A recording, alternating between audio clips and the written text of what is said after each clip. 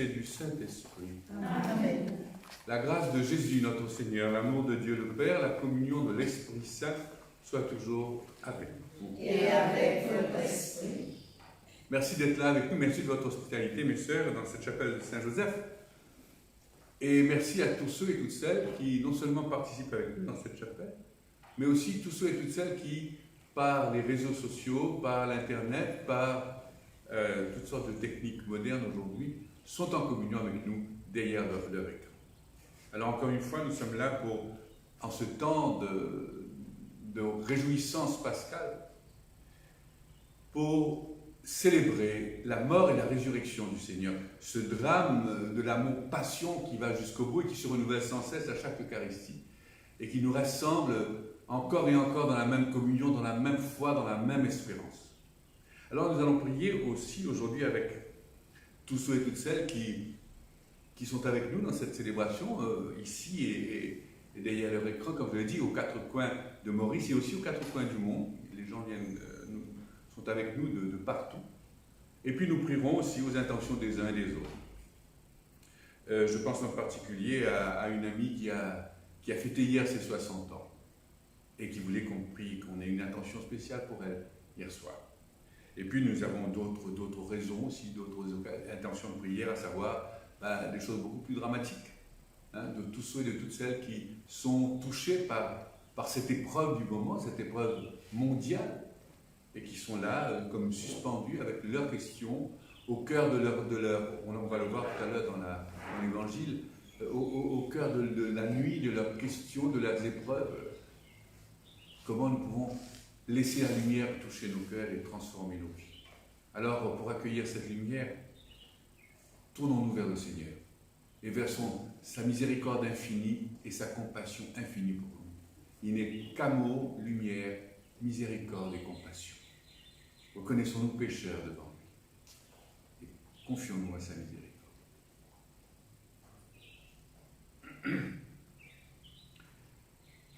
Seigneur Jésus, envoyé par le Père pour guérir et sauver tous les hommes, prends pitié de nous. Prends pitié de nous.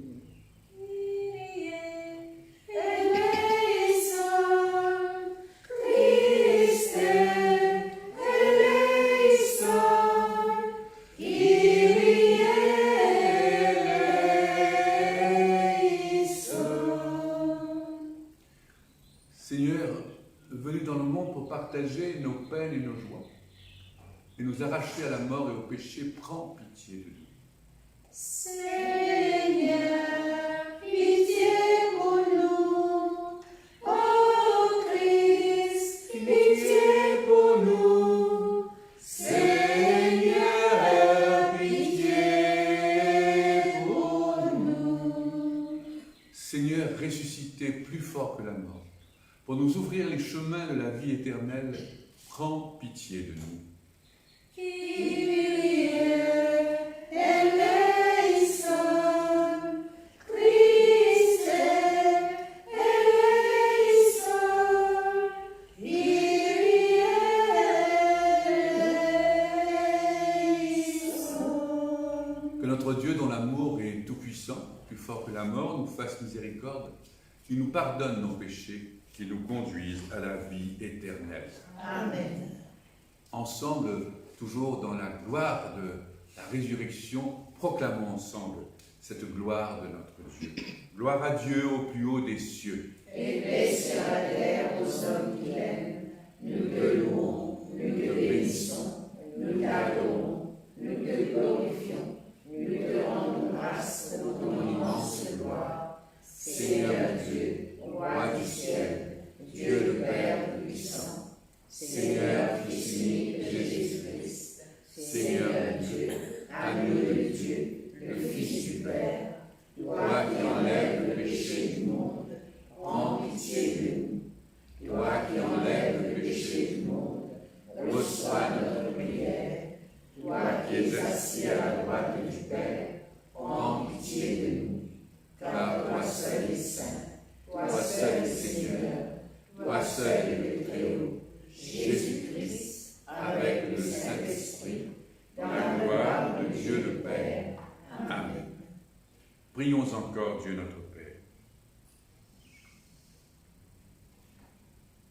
Dieu notre Père, comme chaque année, et en ce temps d'épreuve, tu nous fais revivre le mystère pascal où l'homme, rétabli dans sa dignité, trouve l'espérance de la résurrection.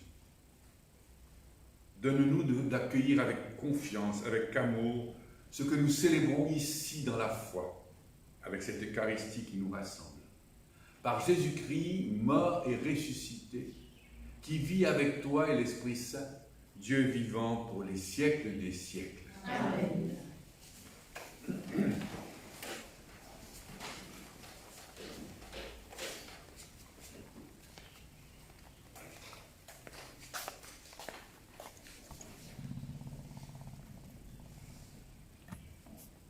Du livre des Actes des Apôtres, au chapitre 5, versets 17 à 26. En ce jour-là, intervint le grand prêtre ainsi que tout son entourage, c'est-à-dire le groupe des Sadducéens, qui étaient remplis d'une ardeur jalouse pour la loi. Ils mirent la main sur les apôtres et les placèrent publiquement sous bonne garde. Mais pendant la nuit, l'ange du Seigneur ouvrit les portes de la prison et les fit sortir. Il leur dit, « Partez, tenez-vous dans le temple, et là, dites au peuple toutes ces paroles de vie. » Ils l'écoutèrent.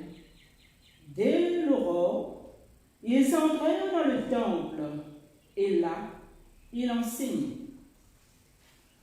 Alors arriva le grand prêtre, ainsi que son entourage. Ils convoquèrent le Conseil suprême, toute l'assemblée des anciens d'Israël, et ils envoyèrent chercher les apôtres dans leur cachot. En arrivant, les gardes ne les trouvèrent pas à la prison. Ils revinrent donc annoncer, « Nous avons trouvé le cachot parfaitement verrouillé et les gardes en faction devant les portes, mais quand nous avons ouvert, nous n'avons trouvé personne à l'intérieur. »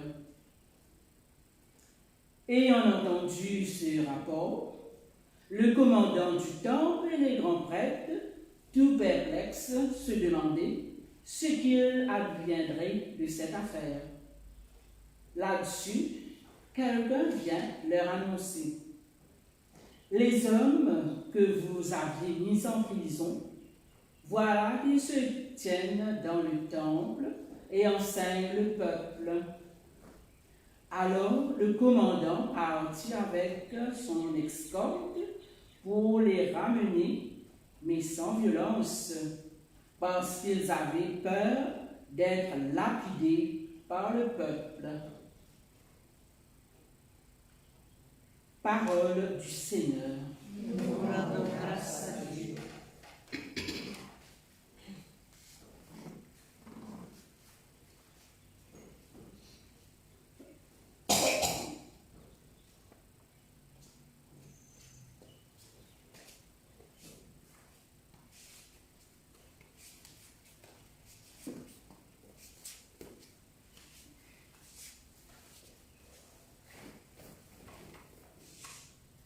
Nous allons méditer les psaumes 33.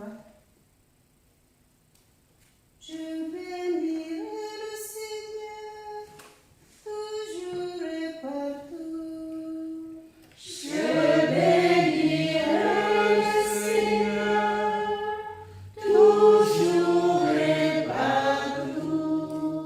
Je bénirai le Seigneur à toute heure, sa louange sans cesse à mes lèvres. Je me glorifierai dans le Seigneur, que les pauvres malades soient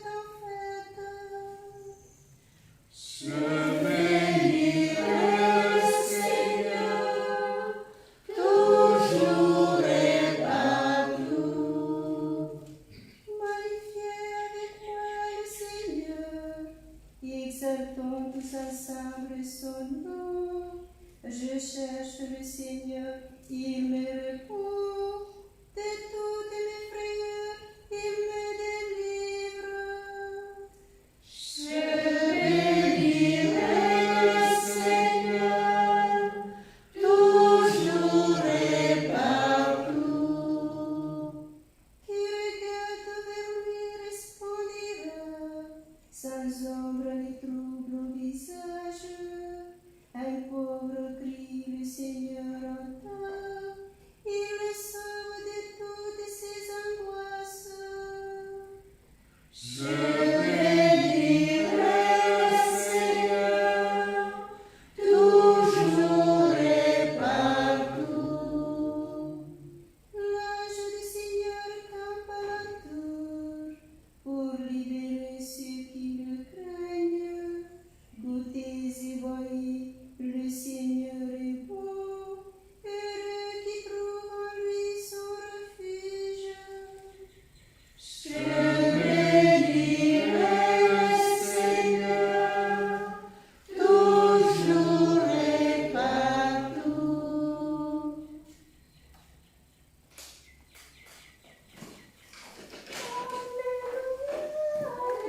Alléluia, alléluia, alléluia, alléluia, alléluia,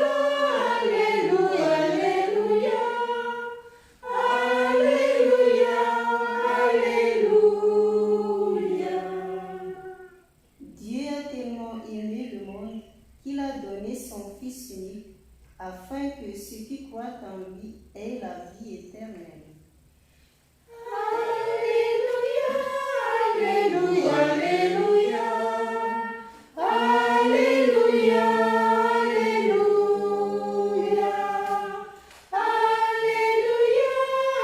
alléluia, alléluia, alléluia, alléluia. Le Seigneur soit avec vous. Et avec votre esprit. Évangile de Jésus-Christ selon saint Jean. Gloire à toi, Seigneur.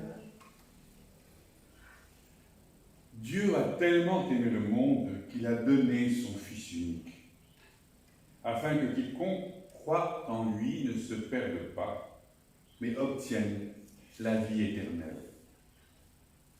Car Dieu a envoyé son Fils dans le monde, non pas pour juger le monde, mais pour que par lui le monde soit sauvé. Celui qui croit en lui échappe au jugement, celui qui ne croit pas est déjà jugé, du fait qu'il n'a pas cru au nom du Fils unique de Dieu. Et le jugement le voici. La lumière est venue dans le monde. Les hommes ont préféré les ténèbres à la lumière, parce que leurs œuvres étaient mauvaises. Celui qui fait le mal déteste la lumière. Il ne vient pas à la lumière de peur que ses œuvres ne soient dénoncées. Mais celui qui fait la vérité vient à la lumière pour qu'il soit manifeste que ses œuvres ont été accomplies en union avec Dieu. Acclamons la parole de Dieu. Louange à toi, Seigneur Jésus.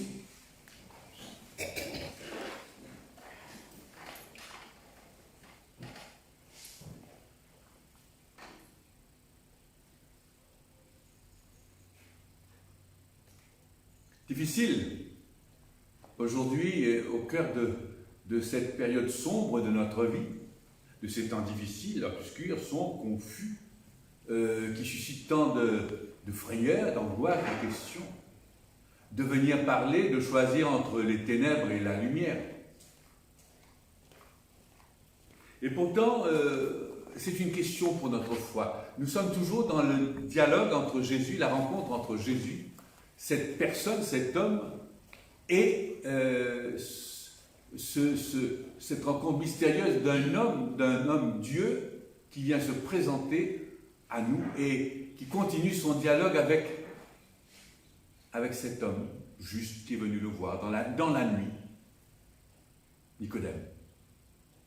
Nicodème à qui il parle de renaître dans l'eau et de l'esprit, comme nous avons vu hier. Et là, maintenant, on continue de cette rencontre, cette discussion, et puis on parle des ténèbres et de la lumière. Choisir en permanence entre les ténèbres et la lumière.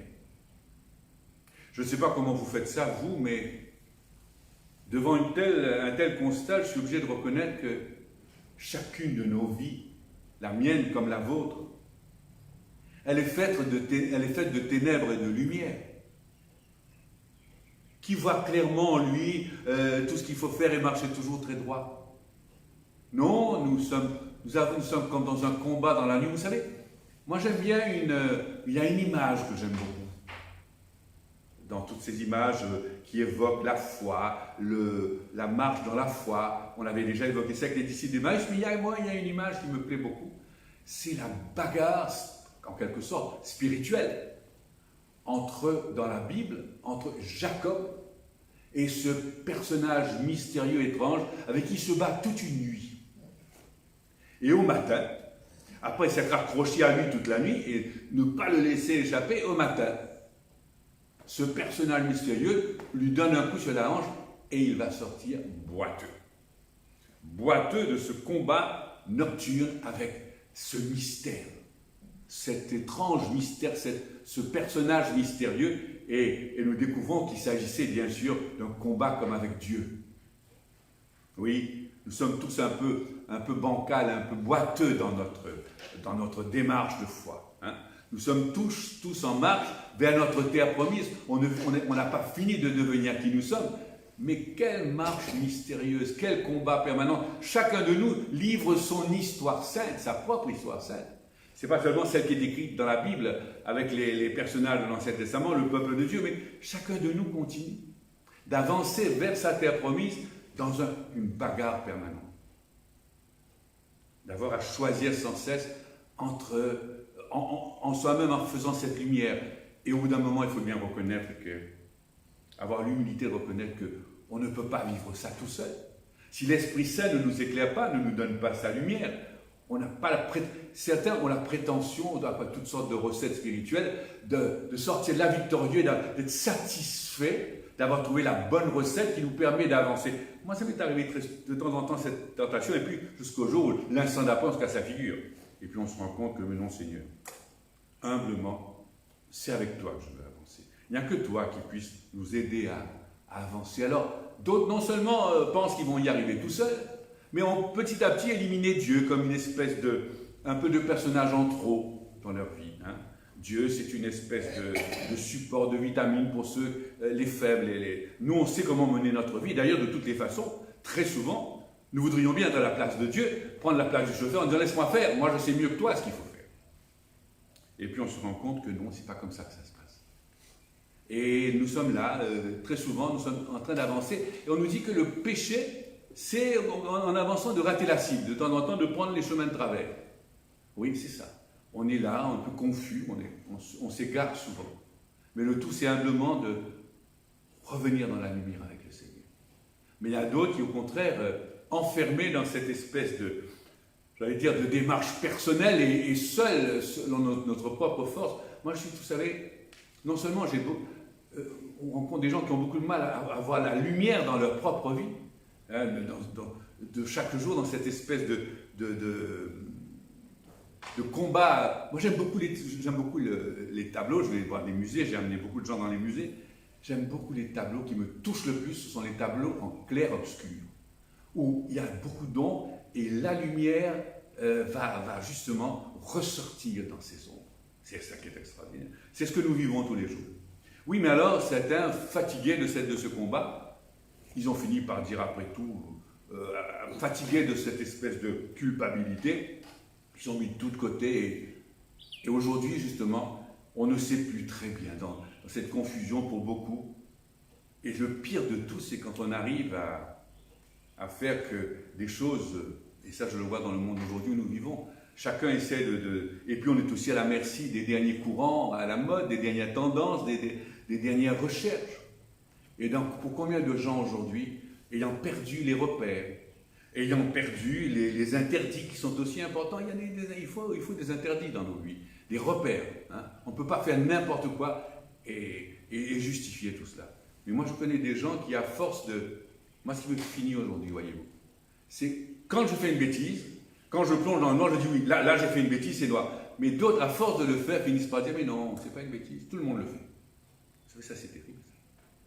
qu'à force de faire les choses, ces choses noires qui nous entraînent vers le nord, mais puisque tout le monde le fait, c'est arrivé à être bien. Et non seulement ça, non seulement quand à force de faire les choses de travers, on finit par se soulager en disant mais finalement, comme tout le monde le fait, ça devient normal. Et quand en plus de cela, aujourd'hui, dans le monde où nous vivons, on vient légaliser ces choses. On met des lois partout pour légaliser un certain nombre de choses, que les laisser à notre propre aventure humaine, à nos choix humains. Il y a des choses, il y a des défis qui se posent à nous aujourd'hui, plus que jamais. Et moi, je suis toujours très, très frappé de voir comment, dans beaucoup de domaines, qui sont des domaines où des choix humains, qui nous sont importants, des choix de vie ou de mort à faire, pour soi-même et pour les autres, eh bien, non seulement il y a ça, mais en plus, la loi est venue légaliser tout cela. C'est-à-dire anesthésier nos consciences.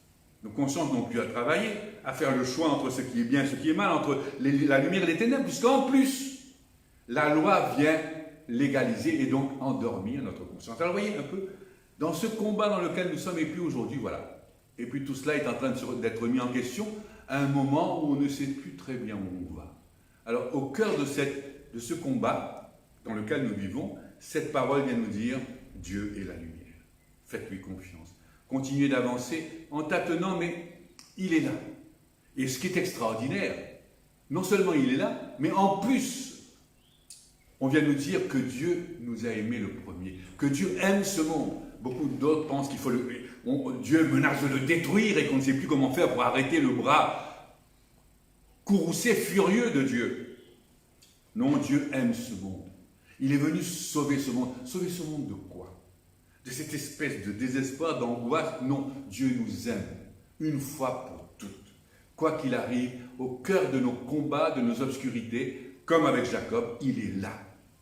Alors que cette Eucharistie nous aide à renouveler notre confiance et notre espérance en ce Dieu qui ne cessera pas d'être la lumière pour nous éclairer lorsqu'on avance en tâtonnant. Il est là, il est la lumière et surtout, il nous aime. Il n'est pas venu pour juger et condamner, il est venu pour sauver. Et la grande nouveauté de l'Évangile, c'est justement, Dieu nous aime et il nous aime le premier. Vous savez, ces paroles-là sont dites à l'époque où l'Évangile est écrit. Il faut savoir que tout autour, il y a toutes ces religions, ces cultures de l'Antiquité qui étaient très très imprégnées de mythologie.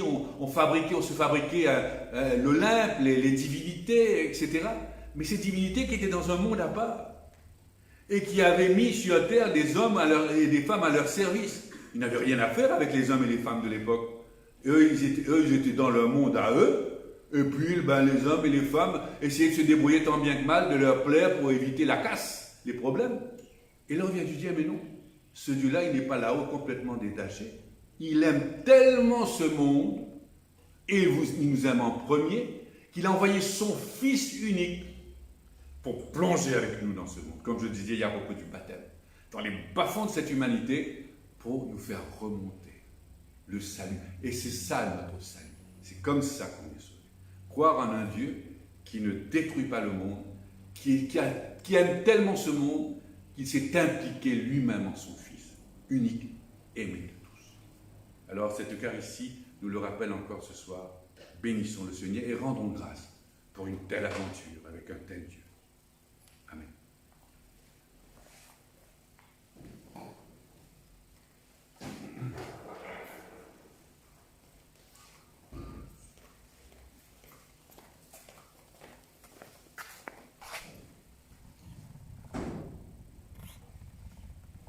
Que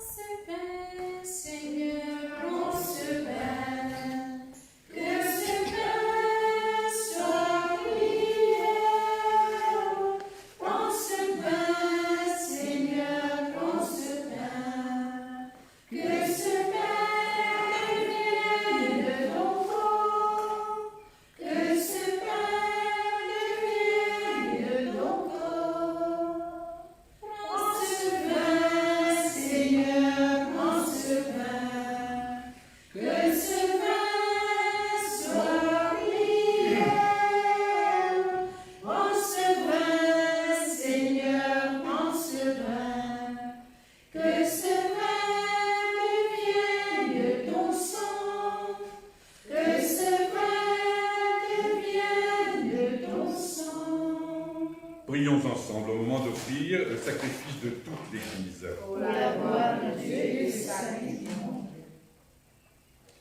Dieu notre Père, dans l'admirable échange de ce sacrifice eucharistique, tu nous fais participer à ta propre nature divine.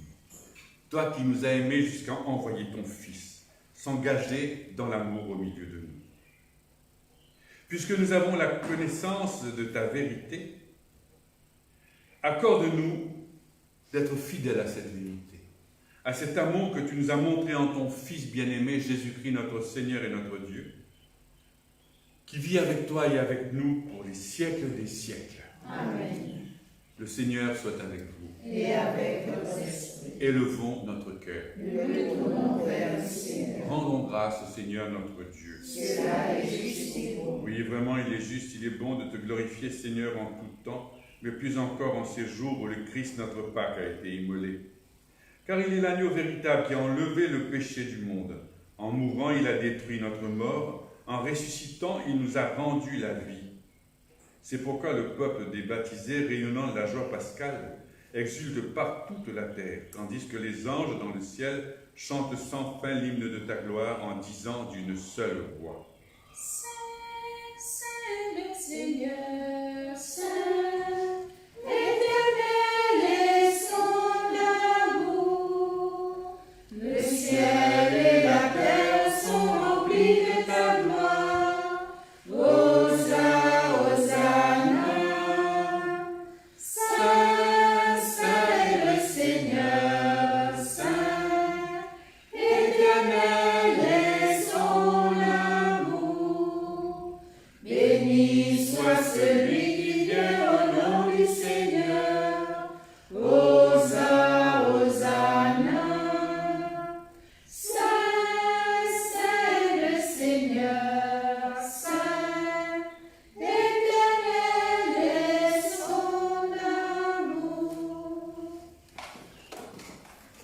Oui, Père très bon, tu es saint, tu peux sanctifier toutes choses. C'est pourquoi nous te prions de sanctifier toi-même les offrandes que nous apportons par la puissance de l'Esprit Saint. Qu'elles deviennent pour nous le corps et le sang de Jésus-Christ, ton Fils bien-aimé. La veille de sa passion, il prit le pain. Au cours du dernier repas qu'il partageait avec ses disciples. Il le bénit, le rompit, le donna à ses disciples en leur disant « Prenez et mangez-en tous, ceci est mon corps livré pour vous. » Corps du Christ livré pour nous. Corps du Christ livré pour nous. De même, à la fin du repas, il prit la coupe remplie de vin, de nouveau il rendit grâce. Il la donna à ses disciples en disant « Prenez, buvez-en tous, car ceci est la coupe de mon sang, le sang de l'alliance nouvelle et éternelle, qui sera versé pour vous et pour la multitude en rémission des péchés. Vous ferez cela en mémoire de moi. » Sang du Christ versé pour nous. Sang du Christ versé pour nous.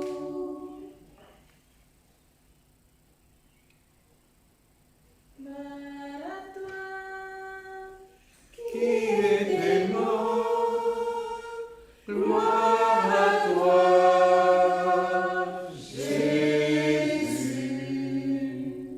Gloire à toi, qui est vivant.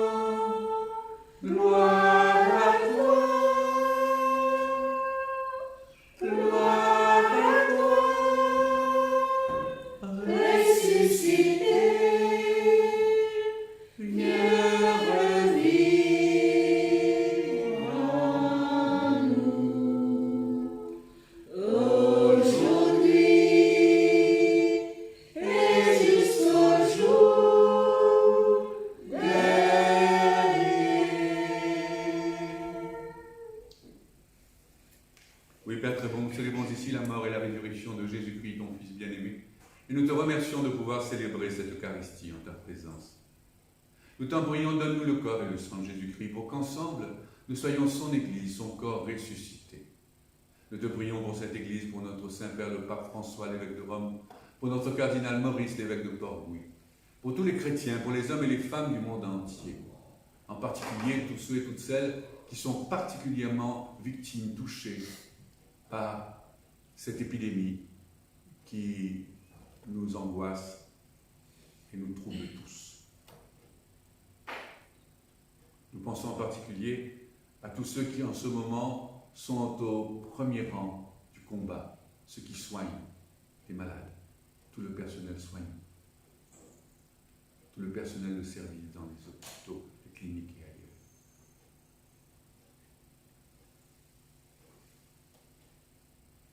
Et nous te prions aussi, Seigneur, pour tous ceux et toutes celles qui ont quitté cette terre, victimes de la pandémie, et les autres aussi qui ont été séparés de nous par la mort.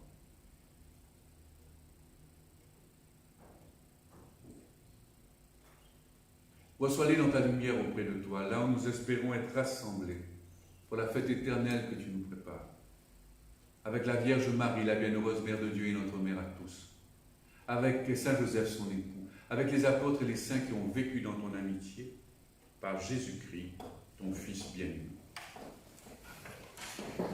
Par lui, avec lui et en lui, à toi, Dieu le Père Tout-Puissant, dans l'unité du Saint-Esprit, tout honneur et toute gloire pour les siècles des siècles. Amen. Comme les fils et les filles bien-aimés de Dieu notre Père, rassemblés autour de la table du partage dans un même esprit, l'esprit qui a ressuscité Jésus. Avec les paroles même de sa prière, maintenant nous pouvons dire « Notre Père, qui es aux cieux, que ton nom soit sanctifié, que ton règne vienne, que ta volonté soit faite sur la terre comme au ciel. Donne-nous aujourd'hui notre pain de ce jour. Pardonne-nous nos offenses, comme nous pardonnons aussi à ceux qui nous ont offensés.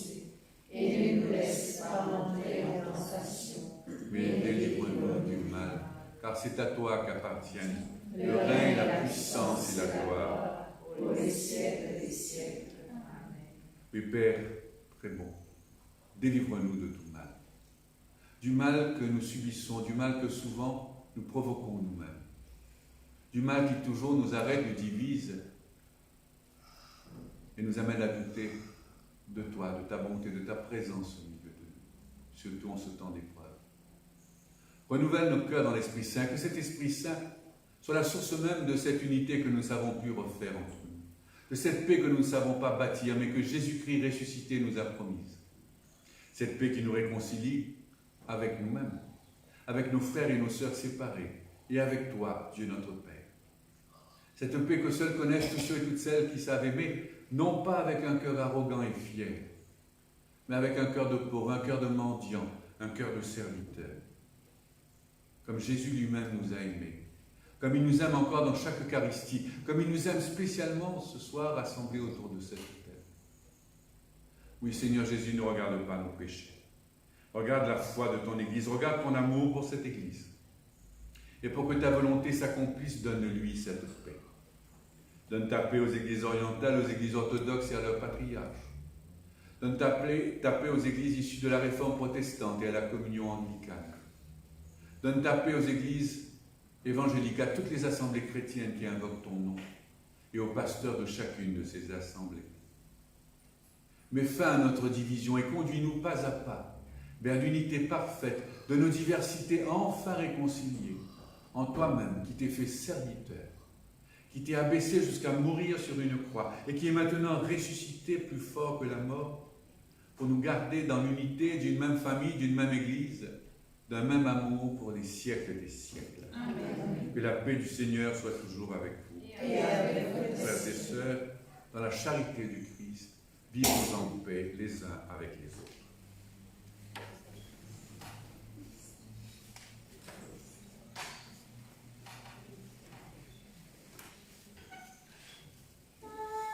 Agneau de Dieu, qui enlève le péché du monde, agneau de Dieu, prends pitié de nous.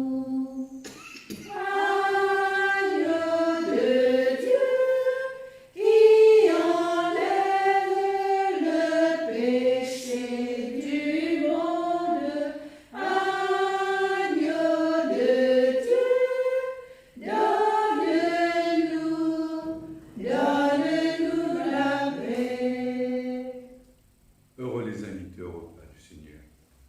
Voici l'agneau de Dieu, voici Jésus-Christ ressuscité, celui qui enlève le péché du monde. Seigneur, je ne suis pas digne de recevoir, mais dis seulement la parole et je serai guéri.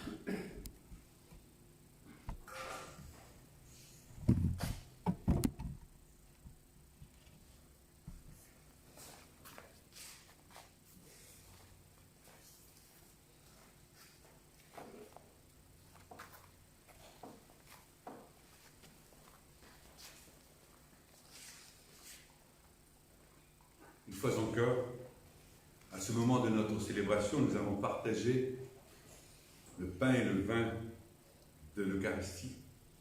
Je pense à tous ceux et à toutes celles qui, d'une manière ou d'une autre, ne peuvent pas vivre ce partage avec nous. Voilà pourquoi je prie avec vous, je partage avec vous ce temps de communion spirituelle que je vais redire pour vous et avec vous. Seigneur, en union avec les prêtres de chaque autel de ton Église, où ton corps et ton sang très saints sont offerts au Père, je veux t'offrir des louanges et des actions de grâce. Je t'offre mon âme et mon corps avec le désir ardent d'être toujours unis à toi. Comme je ne peux pas te recevoir sacramentellement, je te demande de venir spirituellement dans mon cœur. Je me joins à toi avec toute l'affection de mon âme, que rien ne me sépare de toi, et que je vive et meure dans ton amour. Amen. Amen.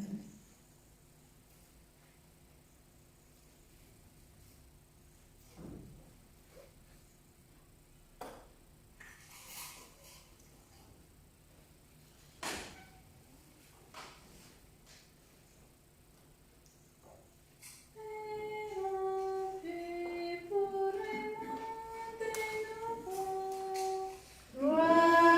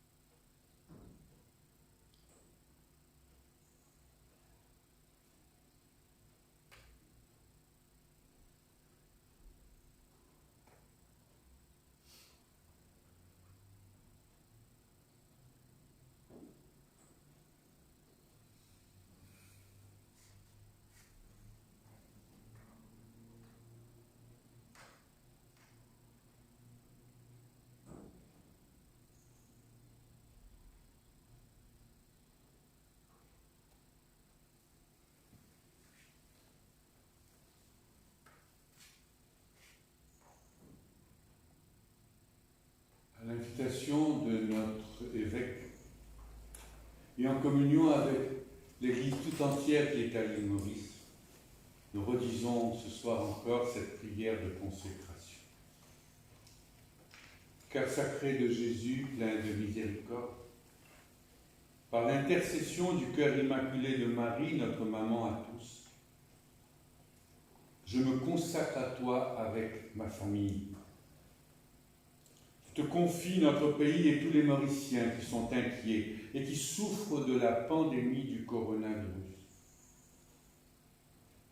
Protège-nous, apaise-nous par ta présence fidèle à nos côtés. Fais jaillir en nous l'espérance.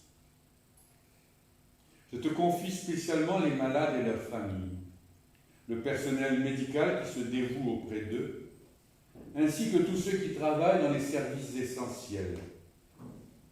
Répands sur eux tous la douceur de ta miséricorde. Je te confie aussi toutes les familles mauriciennes. Donne-leur la grâce de la réconciliation et de ta paix. Protège spécialement ceux et celles qui vivent dans l'angoisse de perdre leur travail. Je te confie enfin les autorités de l'État, les décideurs économiques et les professionnels de la société civile. Donne-leur ta sagesse et mets dans leur cœur le souci fraternel du bien commun. Jésus miséricordieux, au milieu de cette épreuve, rappelle-nous sans cesse que tu es ressuscité et que tu as vaincu la mort. Entraîne-nous avec toi dans une vie nouvelle, où tu nous apprendras à choisir entre le superflu et le nécessaire, à écouter le cri des pauvres et le cri de la terre, et à inventer de nouveaux chemins de solidarité et de paix sociale. Vierge Marie, toi qui es restée debout au pied de la croix, toi qui as fait confiance jusqu'au bout, mets en nos cœurs l'espérance. Vierge Marie, protège-nous, veille sur nous, prie pour nous. Père Laval, apôtre de l'île Maurice, intercède pour nous. Jésus, au cœur plein de miséricorde, nous avons confiance en toi. Amen. Amen. Qui a rompu le pain, qui restaure l'homme, À tous ceux qui ont faim, s'ouvre ton royaume. Pain rompu pour un monde nouveau. Gloire à toi, Jésus-Christ. Pain de Dieu, viens ouvrir nos tombeaux. Fais-nous vivre de l'Esprit.